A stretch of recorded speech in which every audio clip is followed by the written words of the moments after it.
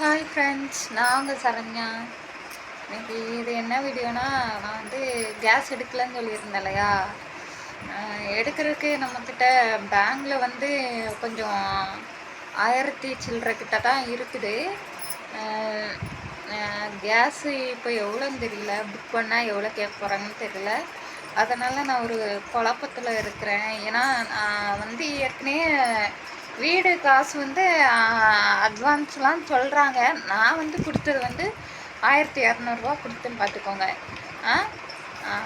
அப்பவும் ஏதாச்சும் ஒரு பிரச்சனை வந்தால் மாமா வந்து வெளியே போ அப்படின்னு சொல்கிறதுனால நான் வந்து நம்ம எப்படின்னு கொடுத்தாலும் நம்மளும் வந்து மாமா வந்து கொண்டா இப்படி பேசுகிறாங்க.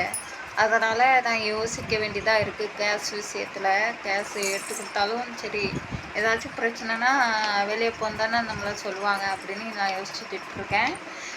இருந்தாலும் பரவாயில்ல, சரி இருக்கிற வரை நம்மளும் சேர்ந்து தான் யூஸ் பண்ண போகிறோம். அதனால் என்ன ஆனாலும் பரவாயில்லன்னு நான் வந்து போட்டிருக்கேன் இல்லையா கொலுசு, அதை அடமானம் வைக்கலான்னு நான் இருக்கேன் ஃப்ரெண்ட்ஸ். அடமானம் வச்சுட்டு சம்பளம் வந்தோடனே திருப்பிக்கலாம் அப்படின்னு ஒரு ஐடியாவில் இருக்கேன். நான் சொல்கிற விஷயம் வந்து யாருக்கெல்லாம் ஓகேன்னு தோணுதோ அவங்களாம் லைக் பண்ணுங்கள். ஓகே இல்லை அப்படின்னு சொல்கிறவங்க வந்து கமெண்ட் பண்ணுங்கள். நம்ம பாப்பாக்காக நம்ம எல்லாம் அனுசரித்து தான் போய் ஆகணும். அவள் பேசணும் இல்லையா, யார் பக்கம் நியாயம் யார் பக்கம் தப்பு நம்ம சொல்லக்கூடாது.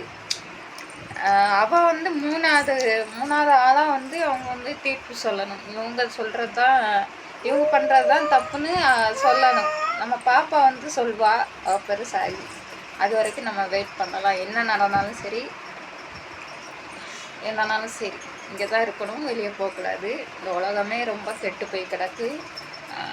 அதனால் நம்ம வந்து வீட்டில் இருக்கிறது தான் சேஃப்டி. என்னதான் இருந்தாலும் நம்ம ஒரு பொண்ணு இல்லையா, நம்ம வந்து எடுத்தோம் கவுத்தோன்னு ஒரு முடிவு எடுக்க முடியாது. சரி ஃப்ரெண்ட்ஸ், பாய்.